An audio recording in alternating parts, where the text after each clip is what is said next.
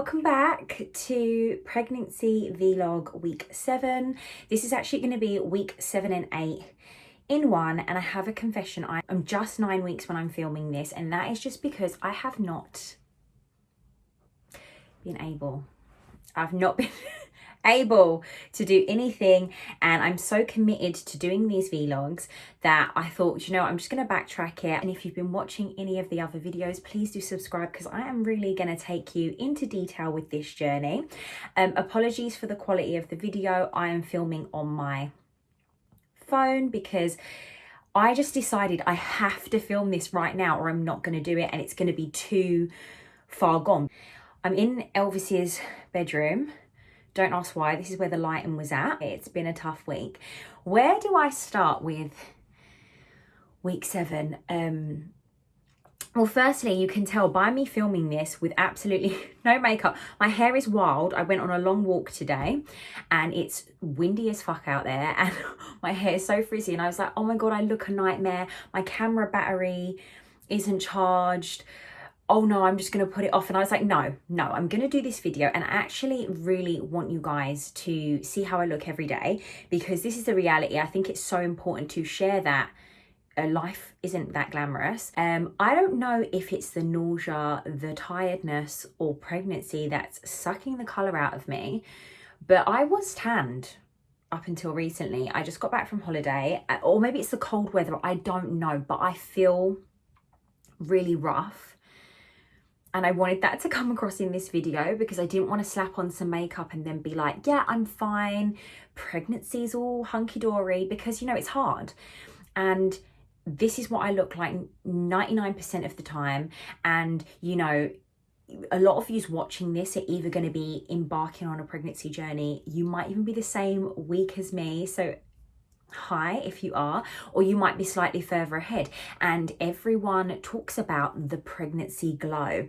Hun, I don't know what this is, but this is not a pregnancy glow, and I feel like shit. I do, and I'm so grateful and I'm so happy to be pregnant, but like I have to just share with you that week 7 was hard. I said in the last couple vlogs that I had nausea from day 1, but even though it was kind of throughout the day, I felt it was very bearable. Week 7 was the hardest. I just had extreme fatigue. I wanted to be a couch potato. I had extreme fatigue.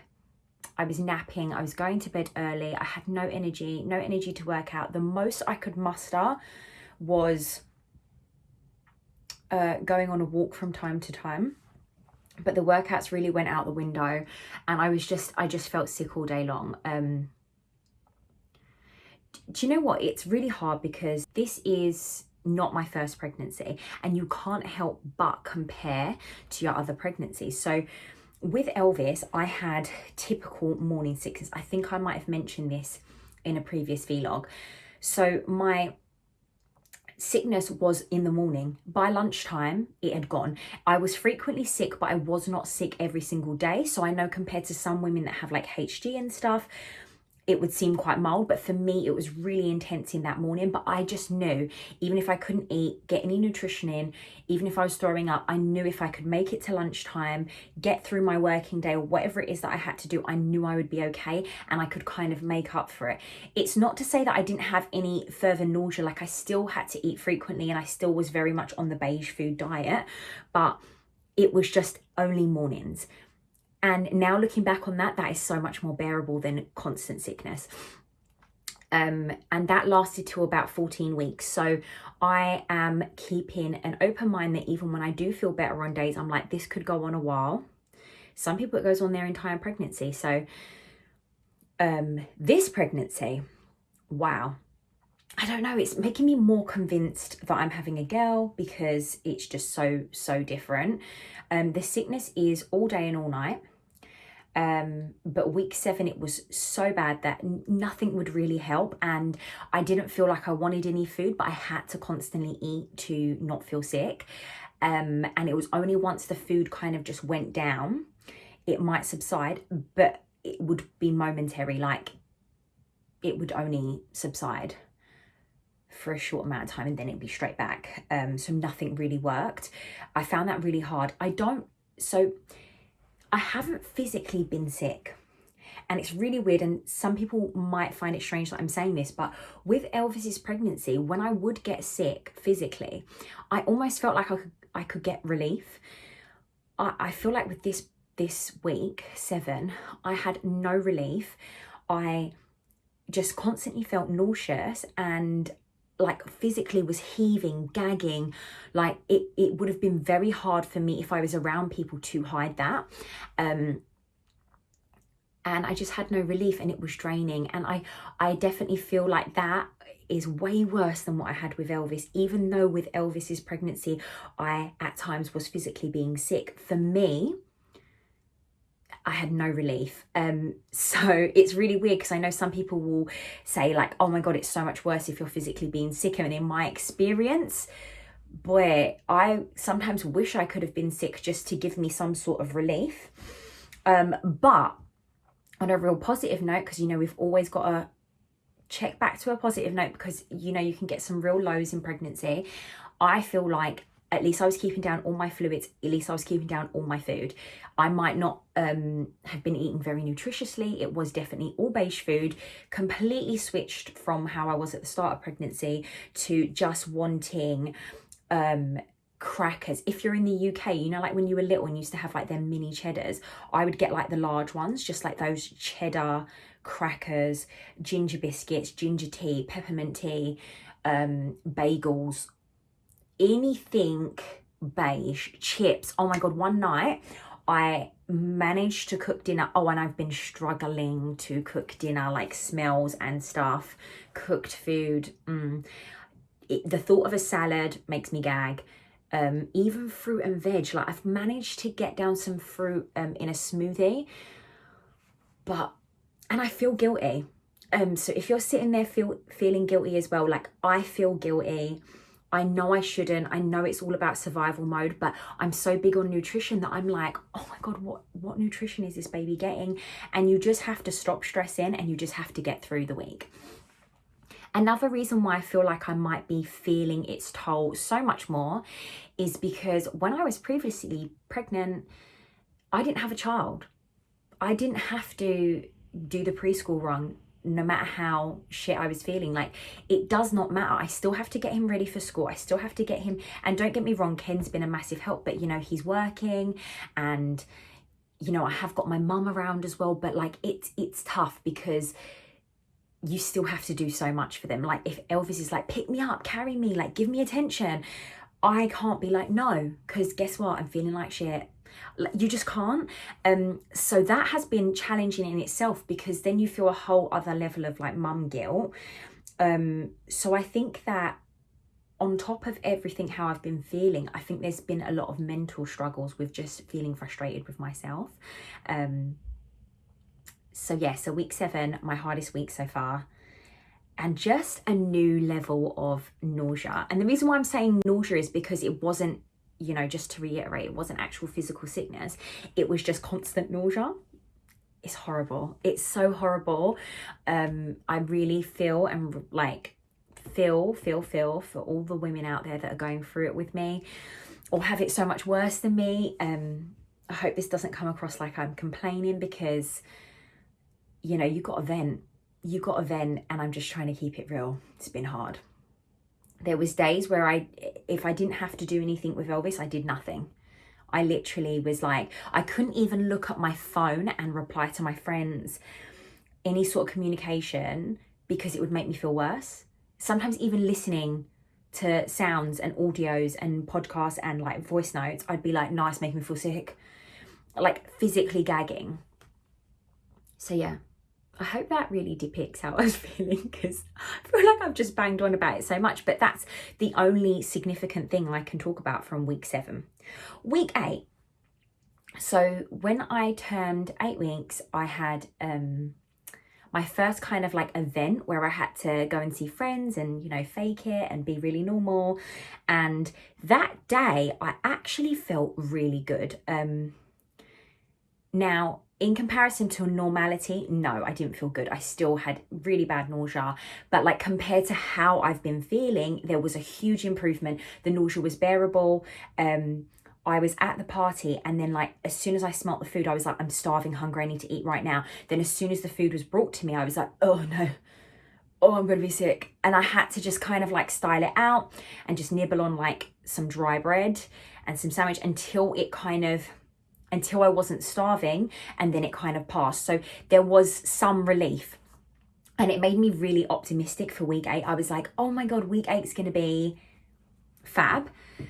And week 8's really been up and down. Now, on the plus side, I would say technically it was better than week 7. So we're on the up. Let's just stay positive and be like, this nausea is decreasing, but I've had some really equally rough days to week 7, but I've also had some better days. And quite often it's when I've gone out and about. So the fresh air helps massively. Sometimes I'd go for a walk. I would manage a little, very, very, very easy workout.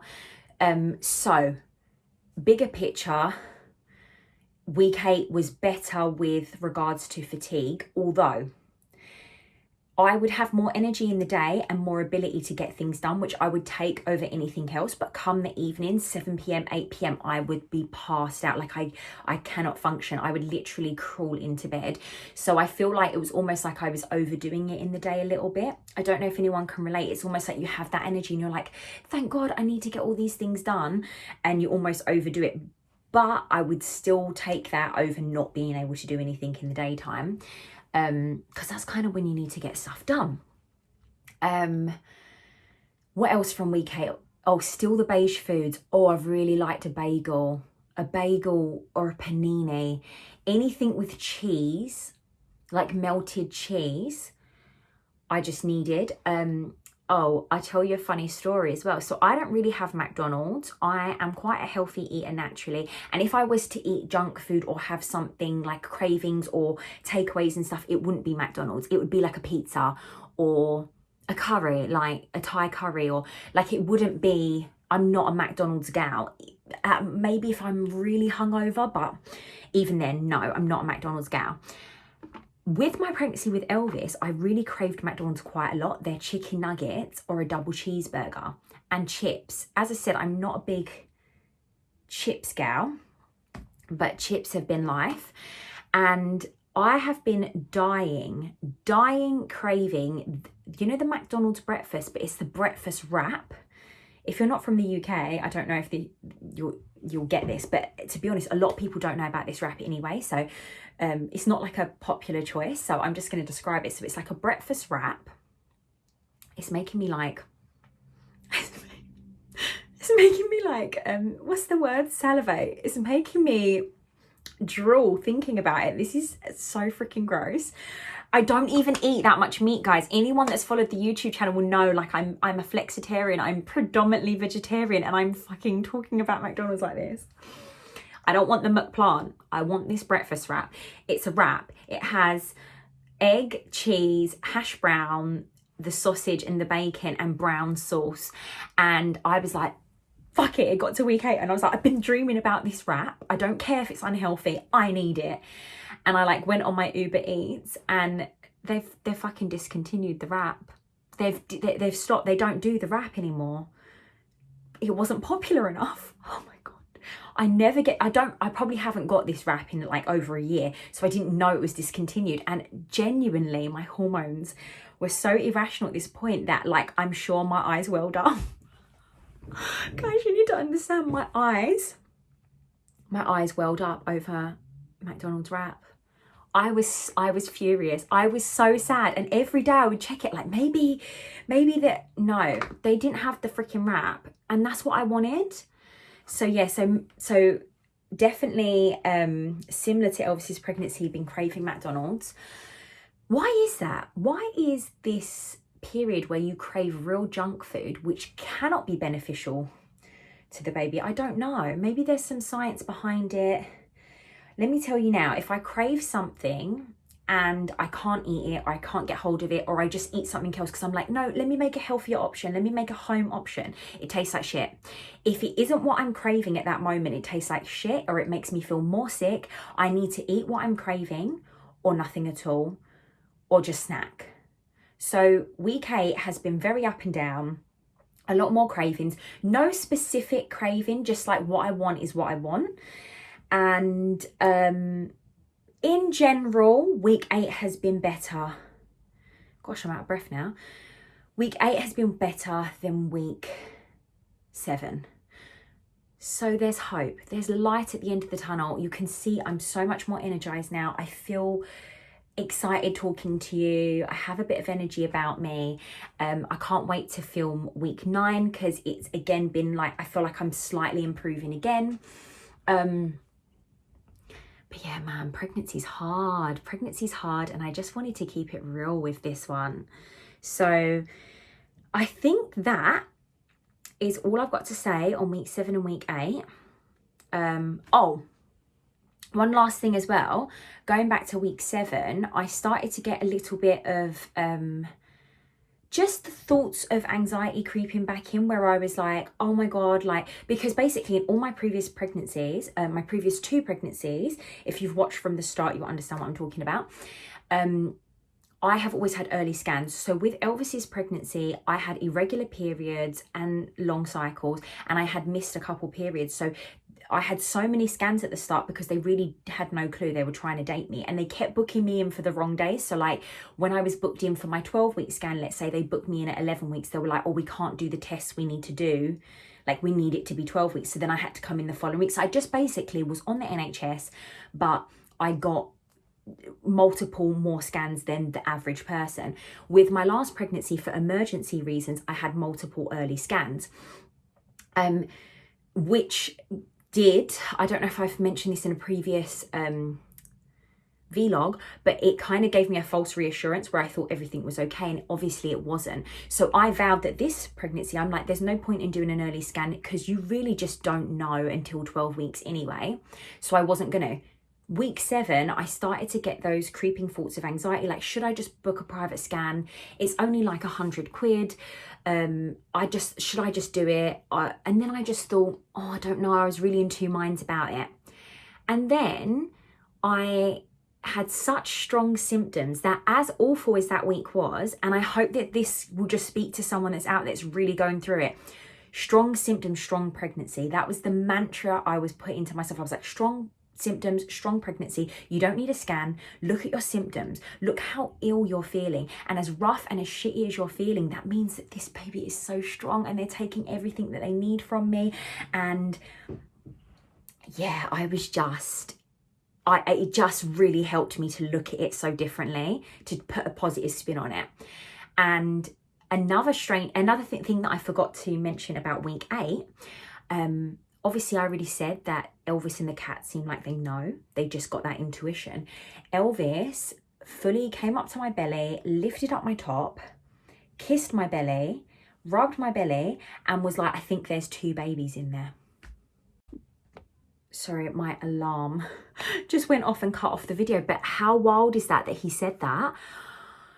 So now I'm like, God, we really need to have this scan, because that's so strange that he said that. But he knows I'm pregnant. I've not confirmed or denied anything with him because I want him to get used to the idea. But I also, you know, at his age, I don't want him yapping. So I've just let him be how he wants to be, and he's very into the belly and wants to touch my belly and kiss my belly, and he keeps talking about the 2 babies that are in there. So either he's psychic or crazy. It could be either or. And I hope this video wasn't too long. I tried to cram in 2 weeks to 1 and catch you up, and in a couple days time I will film my 9-week one when I'm a bit more into week 9, and I will show you my belly, because there's just no point showing you now because it's not my I've lost my train of thought. My belly isn't accurate to this video, so I will show you my belly in the next vlog, and hopefully I'll be feeling even better. Let's keep fingers crossed. If you are feeling awful out there and you feel like you haven't got anyone to talk to, I really hope this helps. We are friends in this. We are absolutely in this together. Thank you so much for watching. Don't forget to share and subscribe, and I will see you next week. Mwah.